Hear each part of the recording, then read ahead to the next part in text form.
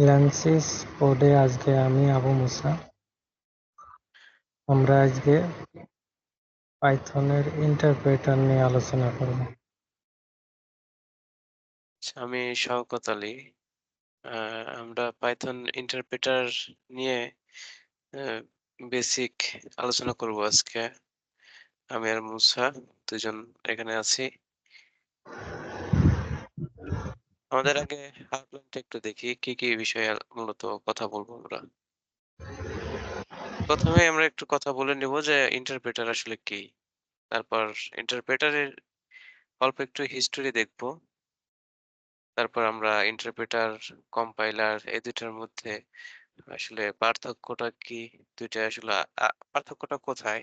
সেটা নিয়ে একটু কথা বলবো। পাইথন প্যাকেজ নিয়েই আমরা আলোচনা করব এরপর।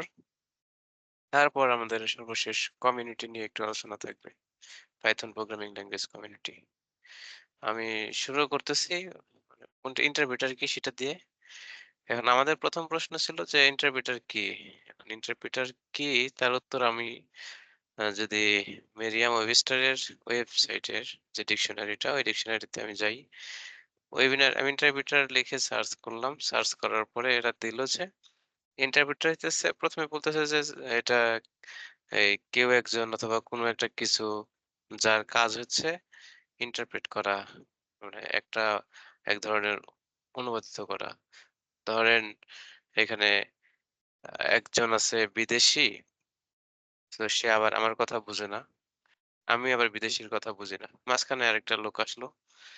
মাঝখানে লোকটা আসার পর সে আমার কথা তাকে বুঝিয়ে দিল, তার কথা আমাকে বুঝিয়ে দিল। এই যে মিডল ম্যান, এই মিডল পারসনটা হইতেছে এখানে ইন্টারপ্রেটার। আর এই ইন্টারপ্রেটার মানুষের ক্ষেত্রে, মানুষের ভাষার ক্ষেত্রে একটা ভালো একটা জব যেটা অনেকেই করে।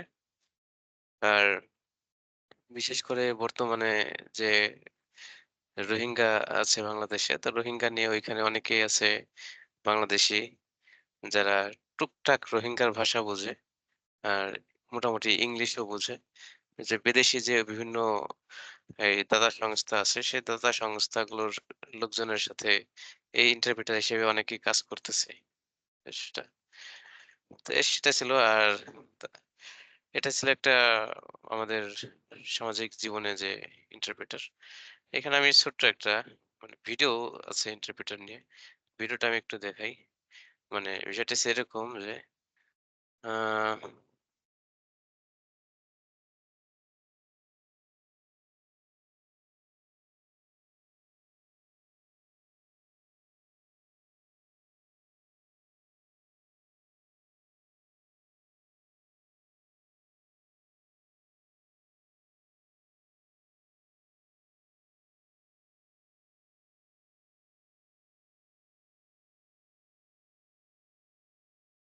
এই এই যে মহিলাটার কথা বলা হইতেছে, এই মহিলাটা মূলত এক ধরনের ইন্টারপ্রেটার হিসেবে কাজ করতেছে। উনি কিন্তু মুখে কিছু বলতেছে না। কিন্তু এখানে যে পুলিশ অফিসার আছে সে যা বলতেছে সেই কথাটাই সে তার মানে অঙ্গভঙ্গি দিয়ে ইন্টারপ্রেট করতেছে। যদিও এটা আসলে ভিডিওটা অন্য একটা কাহিনীর। সেটা ছিল এই মহিলাটা নিজে এক অপরাধী। কিন্তু কোনো না কোনোভাবে সে এই ফ্লোরিডার এই উচ্চ পর্যায়ের পুলিশের যে ব্রিফিং করতেছে এখানে ঢুকে গেছে। এরা জানতো না যে সে নিজেও একজন প্রতারক আ আসামি। পরবর্তীতে তাদেরকে বাদ দেওয়া হইছে। আর তার মধ্যে আসলে ইন্টারপ্রেটার হওয়ার ওরকম কোনো স্কিল ছিল না। সে ইচ্ছা মতন অঙ্গভঙ্গি করছে। তারাই মনে করে নিছিল যে হ্যাঁ, সে প্রফেশনাল। কিন্তু আসলে একটু পরেই জানতে পারছিল যে আসলে উনি এই ইন্টারপ্রেটার এর কিছুই জানে না। সেরকম বিষয় ছিল এটা। যাই হোক, এটা ছিল একটা ইন্টারপ্রেটার এর উদাহরণ। আর আমরা এখন আছি পাইথন ল্যাঙ্গুয়েজ নিয়ে কথা বলার ব্যস্ত আছি আমরা। তো সেইখানে আমাদের ইন্টারপ্রেটারটা কি সেটা আমরা একটু দেখি। নিচে যে মার্কিং করা আছে ২ এর বিতে।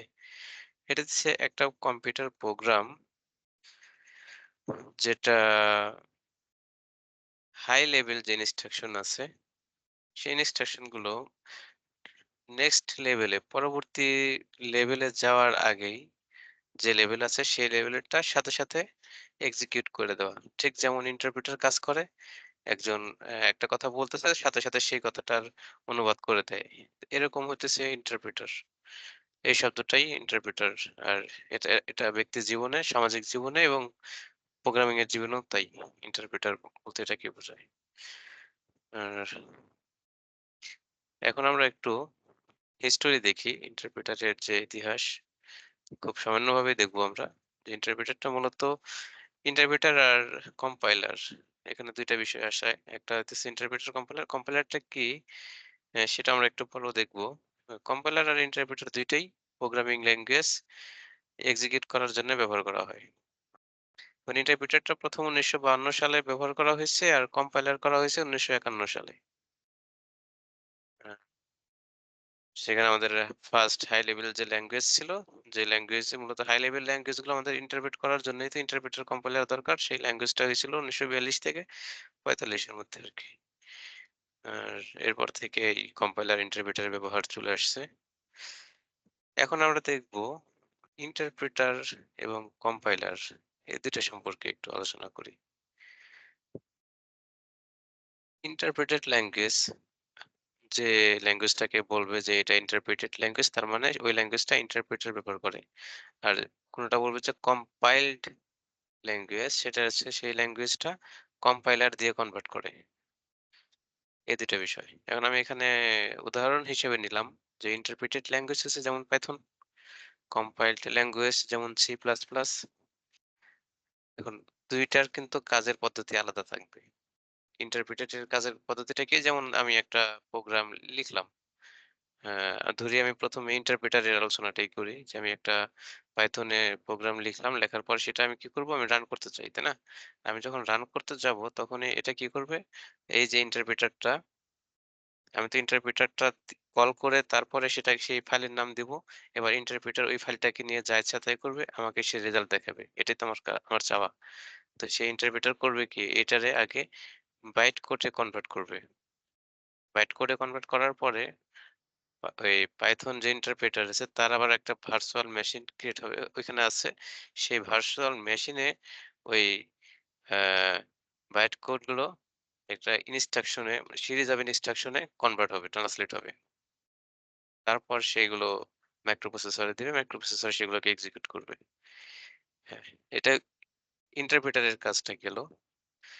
তার মানে ইন্টারপ্রেটার যখন কাজ করতে যাবে তখন আমি যে একটা লাইন পাইলো সে একটা লাইনেই সে সেটাকে বাইট কোডে কনভার্ট করবে। বাইট কোডে কনভার্ট করে সেটাকে সে পাইথন ভার্চুয়াল মেশিনে পাঠাবে। সেখান থেকে আবার ইনস্ট্রাকশনে কনভার্ট করে মাইক্রোপ্রসেসরে পাঠাবে। এভাবে কাজ করতেছে। আর অন্যদিকে যে কম্পাইলিং এর যে কাজটা কম্পাইলড ল্যাঙ্গুয়েজ যেমন সি প্লাস প্লাস, জাভা এগুলাতে যে কিভাবে কাজ করে আমরা তো একটা এই high level language C plus plus এ একটা প্রোগ্রাম লিখলাম। লেখার পর আমি সেই সি প্লাস প্লাস যে কম্পাইলার আছে তাকে আমি কল করলাম। তাকে কল করলাম সাথে আমার ফাইলের নামটা তাকে দিয়ে দিলাম। সে কি করবে? সেটাকে এক্সিকিউট করে দিবে। তাই না? এক্সিকিউট করতে গেলে তার কাজটা হবে ১ম এই সেটাকে সে সরাসরি মেশিন কোডে এর মধ্যে তার কয়েকটা স্টেজ আছে। লেক্সিক্যাল এনালাইসিস, বিভিন্ন ধরনের এনালাইসিস, তারপর পার্স ট্রি এই যে এগুলো অনেকেই করবে। এগুলো সেই ইন্টারপ্রেটারও করবে, সেই কম্পাইলারও করবে। তো সে যেটা করে রাফলি বলতে গেলে আমাদের যে কোডটা আছে সেই কোডটাকে সে সরাসরি মেশিন কোডে কনভার্ট করবে। আর মেশিন কোডটাকে আপনার সেই 0101 সেই ধরনের বাইনারি ল্যাঙ্গুয়েজে কনভার্ট করবে। বাইনারি ল্যাঙ্গুয়েজে কনভার্ট করার পরে ওইটা মাইক্রোপ্রসেসরে সরাসরি এক্সিকিউট করবে। এই যে ২ ধরনের কাজ, ২ ধরনের টুলস। এখন কম্পাইলার আর ইন্টারপ্রেটারের মধ্যে যে একটা আ বড় পার্থক্য সেটা হইতেছে কম্পাইলার পুরো কোডটাকে আগে মেশিন কোডে কনভার্ট করে তারপর সেটাকে এক্সিকিউট করে। আর ইন্টারপ্রেটার যেখানে লাইন বাই লাইন কাজ করে। এটা হচ্ছে ২ টার মধ্যে অ্যা মূল পার্থক্য। এখন আপনি দেখতে পারবেন যে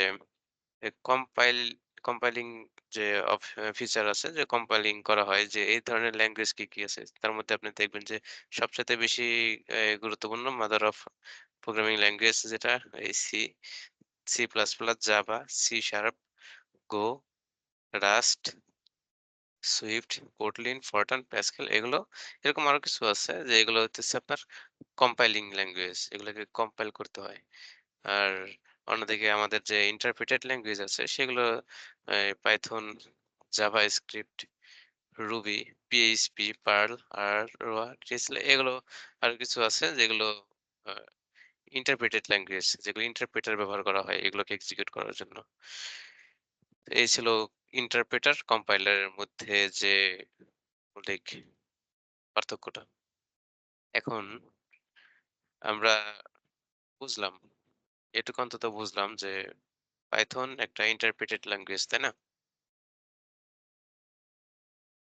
ধরেন পাইথন আমাদের আসলে এখানে ইন্টারপ্রেটারটা কে?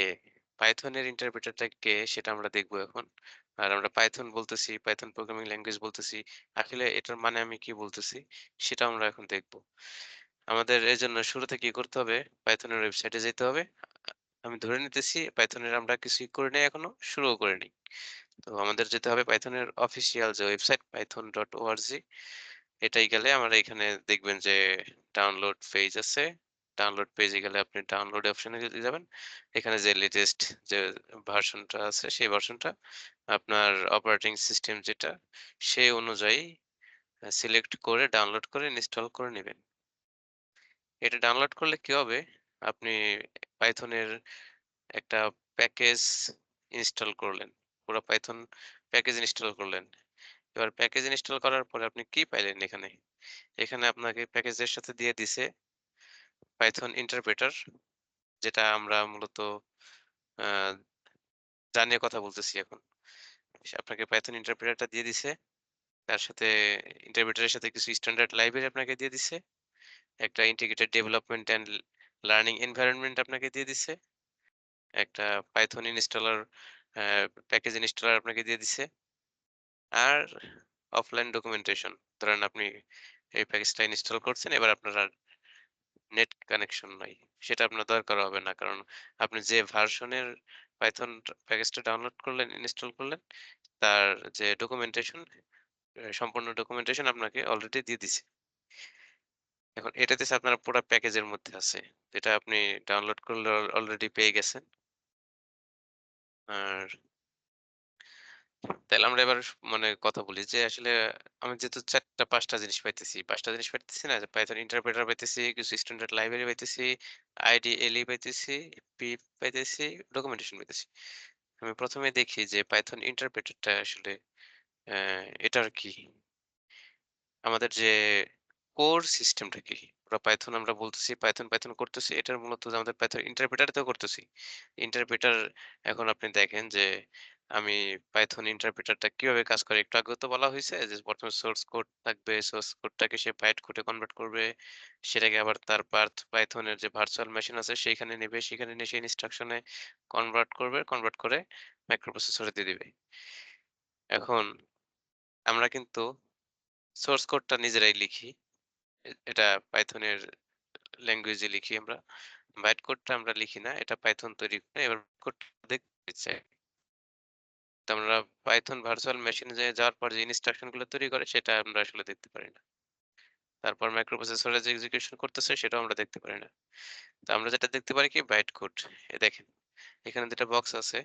বাম পাশে আছে একটা কিছু কোড আছে। হাই লেভেল ল্যাঙ্গুয়েজে লেখা, তাই না? ইম্পোর্ট, টিআইএস মানে মনে হইতেছে আমাদের মতনই ভাষা।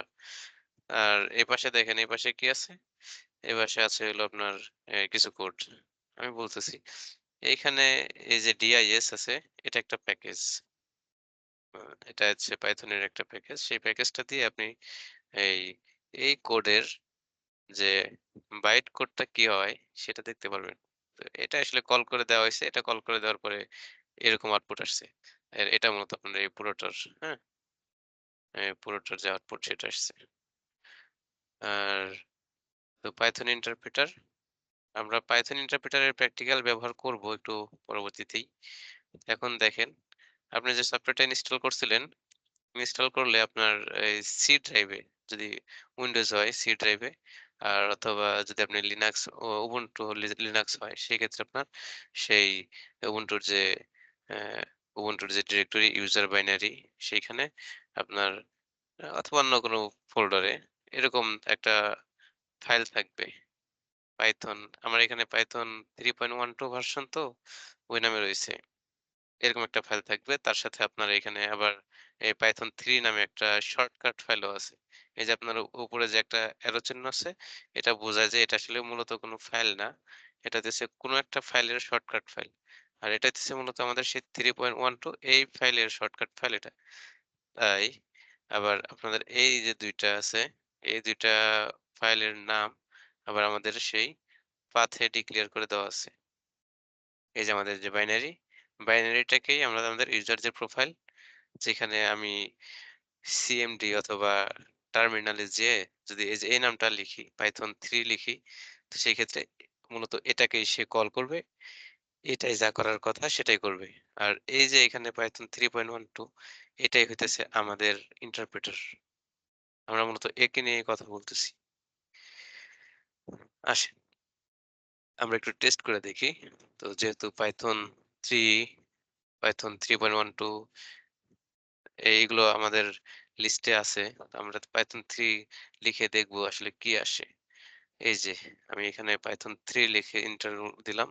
এন্টার দেওয়ার পরে সে পাইথন 3 টাকে রান করছে। আমাদের সেই ইন্টারপ্রেটারটাকে রান করছে। সেই ইন্টারপ্রেটারটাকে এখানে রান করছে আপনার স্টার্ট করছে ইন্টারেক্টিভ শেলে। আর পাইথন ইন্টারপ্রেটার তো কয়েকভাবেই কাজ করা যায়, ব্যবহার করা যায়। আমরা সেগুলো দেখব।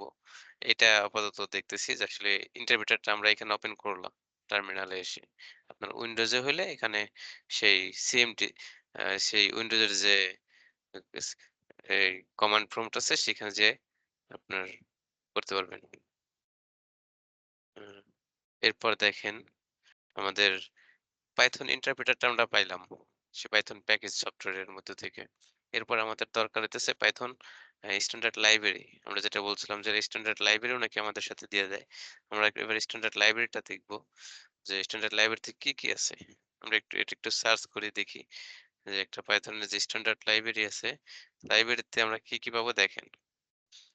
এইখানে দেখা যাইতেছে যে আপনার built in কিছু ফাংশন আছে, built in কিছু কনস্ট্যান্টস আছে, built in টাইপ আছে কতগুলো, built in কিছু এক্সেপশন ও আছে। এই যে টাইপ কি, ফাংশন কি, কনস্ট্যান্ট কি, এক্সেপশন কি, তারপর টেক্সট প্রসেসিং এর যে সার্ভিস গুলো আছে কি, কি এইগুলো আমরা পরবর্তীতে দেখবো। এগুলো নিয়ে আমাদের আসলে কাজ করতে হবে। এখন আপাতত আমরা দেখবেন যে যেগুলো একেকটা ধরেন প্যাকেজ। এই প্যাকেজ গুলো এখানে স্ট্যান্ডার্ড লাইব্রেরি মানে আপনার এইগুলোকে আলাদা করে ইনস্টল করতে হবে না। অলরেডি আপনাকে এটা দেওয়া আছে। যদিও আপনি এই সবগুলোই পাইথন প্যাকেজ অ্যা ইনডেক্সে পাবেন। কিন্তু এইগুলো আপনাকে দেওয়া আছে। লাইব্রেরি স্ট্যান্ডার্ড লাইব্রেরিতে এড করছে। আর একটা বিষয় হলো আপনার ধরেন আপনি যদি খুব সুন্দর একটা প্যাকেজ তৈরি করতে পারেন, এমন একটা প্যাকেজ সফটওয়্যার তৈরি করলেন যেটা পাইথনের জন্য খুবই জরুরি, খুবই উপকারী। সেই ক্ষেত্রে চাইলে মানে প্রসেস গেলে আপনার প্যাকেজটাও এইখানে স্ট্যান্ডার্ড লাইব্রেরিতে আসতে পারে। সেটা আপনাকে কাজ করতে হবে অনেক আরকি সেটার জন্য। অবশ্যই এখানে আনতে গেলে সেই মানে ভালোভাবে কাজ করতে হবে, পরিশ্রম করতে হবে। আর এখানে আনাটাই আপনার তো আর মানে আনতেই হবে বিষয়টা তেমন না। কিন্তু সেরকম যদি আপনার কাজটা সুন্দর হয়, ভালো হয় এবং প্রয়োজনীয় হয়, এখানে আপনি আপনার ফাইলটা জায়গা পাইতেও পারে। ছিল এই বিষয়টাই। স্ট্যান্ডার্ড লাইব্রেরি আমরা সবগুলো নিয়ে কাজ করব পরে। এখন আপাতত আমরা আ দেখি যে আমাদের পাইথন স্ট্যান্ডার্ড লাইব্রেরি তো হয়ে গেল। আমরা যে কয়েকটা কম্পোনেন্ট ছিল, যেমন ছিল আমাদের ইন্টারপ্রেটার, পাইথন লাইব্রেরি, এরপর আমাদের ছিল কি এই IDLE, তাই না? Integrated development and learning environment যে টুলটা ছিল, সেই টুলটা আমরা এখন দেখব। এটা হইতেছে আমাদের সেই ইন্টিগ্রেটেড ডেভেলপমেন্ট লার্নিং এনভায়রনমেন্ট। আপনি পাইথন ইনস্টল করলে আপনার আ কম্পিউটারে এটা থাকবে। আর লিনাক্স এর ক্ষেত্রে দেখা গেছে অনেক সময় আমরা এই পাইথন তো ইনস্টল করাই থাকে। সেক্ষেত্রে থাকবে না। তখন আপনি আইডিয়ালি এই ইনস্টল করে নিতে পারবেন ম্যানুয়ালি। তো সেটা করে নেয়া যাবে। এটাতেছে আপনার সেই একটা বক্স ধরবেন। এডিটর, টেক্সট এডিটর যেখানে আপনি সরাসরি কাজ করতে পারবেন। আপনাদের প্র্যাকটিক্যাল যে কাজগুলো করবেন এর পরবর্তীতে আমরা তো বিভিন্ন কোড লিখবো। তখন আপনি সেই আইডিয়ালি শেল ব্যবহার করবেন। এটা আমরা প্রত্যেকেই ব্যবহার করব পরবর্তীতে কাজের সময়। এটা ছিল সেই আইডিয়ালি শেল। এখন আমরা আপনাকে পিপ নামে একটা সফটওয়্যার অ্যা সে প্রোগ্রাম আপনাকে দিয়ে দিছে এই পাইথনের সাথে। সেটা কি? এটা দিছে পিপ ইনস্টলস প্যাকেজ। আপনার আবার এটার যে নাম, এই সংক্ষেপে যে পিপ, এটা কিন্তু মানে সে নিজেকে সংক্ষিপ্ত যে করছে পিআইপি, এই ১ম পি মানেই আবার পিপ। ইনস্টলের আই, পি এর পি, প্যাকেজের পি। এই হচ্ছে পিপ ইনস্টলস প্যাকেজ, শর্টে পিপ। আর আপনার পাইথনে তো কাজ করবেন, এটাকে নিয়ে আপনার থাকতেই হবে। এটাই আপনার সবচাইতে মানে কাছের মানে বিশ্বস্ত অস্ত্র।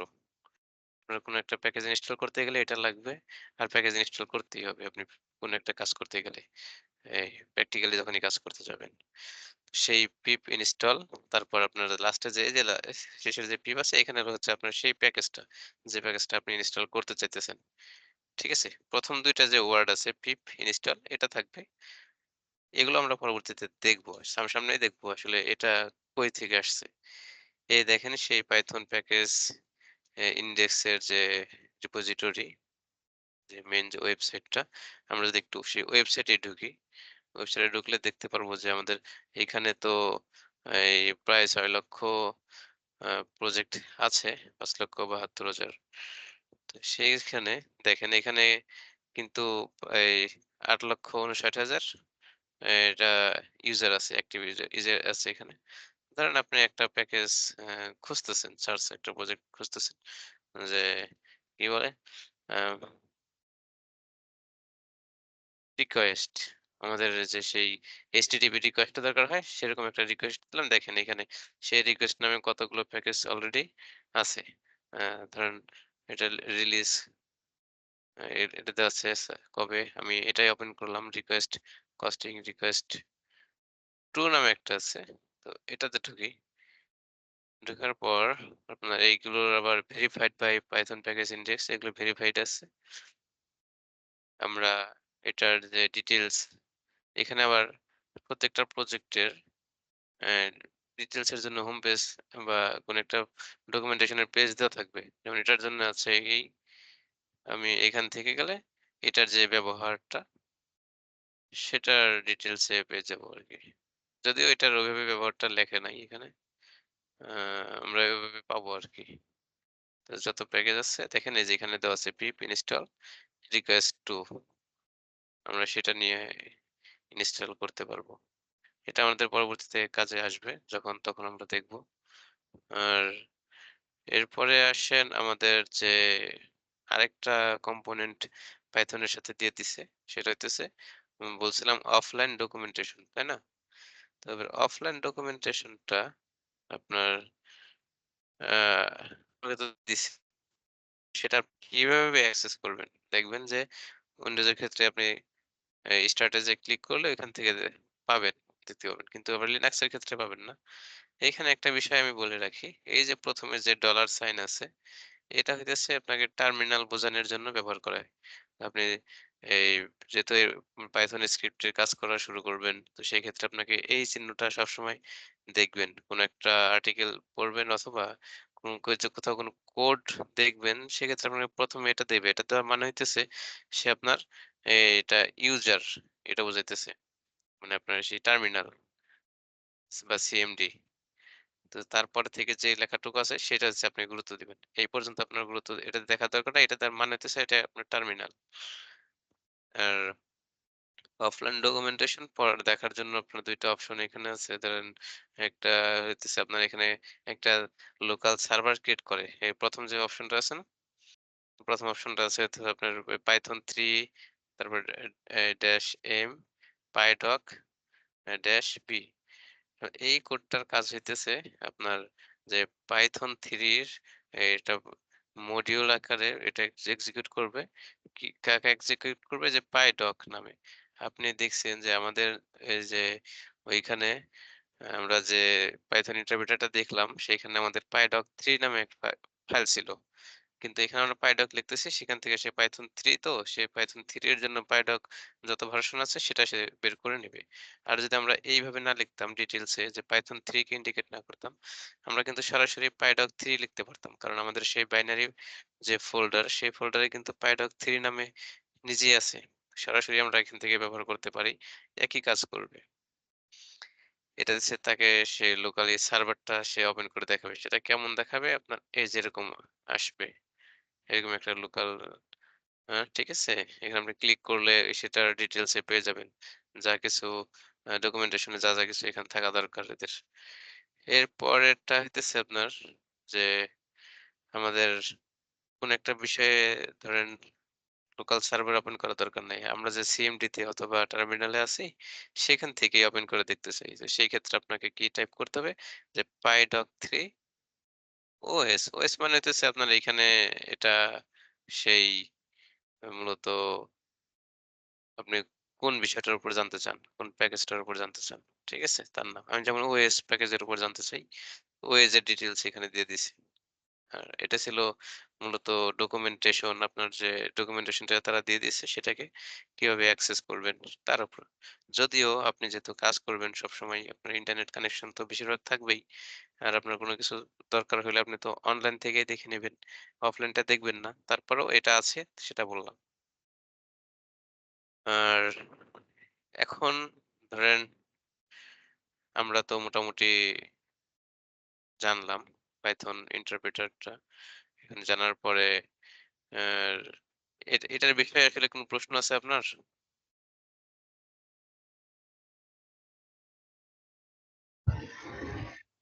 না, অনেক সুন্দর হয়েছে। আর এখন তো আমরা শুরুই করবো ধরেন। শুরু করার আগে ২ টা বিষয় আপনাকে বলি। আমাদের এখন আমরা Python 3 ভার্সনে কাজ করতেছি। ঠিক না? 3 তে আপনার অটোমেটিক এটার এনকোডিং UTF-8 এ দেওয়া আছে। UTF-8 মানে আপনার যে ইউনিকোডের যে ফন্ট গুলো UTF-8 ভার্সনের সেটার যেমন আমাদের বাংলাও সেখানে আছে। আর কিছু আ ক্যারেক্টার ওইখানে নাই। যেগুলো নাই আমাদের আসলে ওগুলো দরকার হয় না, হবেও না। যাদের দরকার হবে তারা কি করবে? তারা কিন্তু ওই ক্যারেক্টার গুলো তাদের দিতে হবে। সেই ক্ষেত্রে তারা সোর্স তাদের যে ফাইলটা তৈরি করবে না? যে ফাইলে তারা কাজ করবে, ফাইলের ১ম এ এরকম এই সোর্স কোড এনকোডিং করে নেবে। যেমন এখানে যে একটা হ্যাশ আমরা বুঝবো আসলে হ্যাশ মানে কি, তারপর এটা মানে কি সবই বুঝবো। ধরেন হ্যাশটা আসলে কমেন্ট করার জন্য ব্যবহার করা হয়। এখন একটু বলি যে হ্যাশ কমেন্ট করার জন্য ব্যবহার করা হয়। আর কোডিং ইকুয়াল হচ্ছে সেই এনকোডিংটা কোন এনকোডিংটা দিবে মানে তার কোডে কোন ধরনের এনকোডিং আছে সেটা সে উল্লেখ করে দেবে। এটা করে দিলে কি হবে? সেইখানে আপনার সেই ক্যারেক্টার গুলো যদি থাকে সেই ফাইলে ভুল ধরবে না, সেটা এক্সিকিউট হবে। আর পাইথন যেহেতু বাই ডিফল্ট UTF পাইথন 3 টা তাই আমাদের বাংলার জন্য যদি আমাদের দরকার হয় আমাদের প্রোগ্রামে সেক্ষেত্রে আমাদের এটা উল্লেখ করতে হবে না। কারণ অলরেডি সেটা UTF-8 এর মধ্যেই আছে। আর আমাদের এই পাইথন 3 তে যখন এটাকে এই ইন্টারপ্রেট করবে তখন সে UTF-8 ধরেই করবে। এতে ছিল সোর্স কোড এনকোডিং আর তার উপরে যে বিষয়টা আমাদের এক্সিকিউটেবল পাইথন স্ক্রিপ্ট যেটা ধরেন আমাদের কি করতে হবে? আমি একটা ফাইল তৈরি করলাম। পাইথনের ফাইল লিখলাম।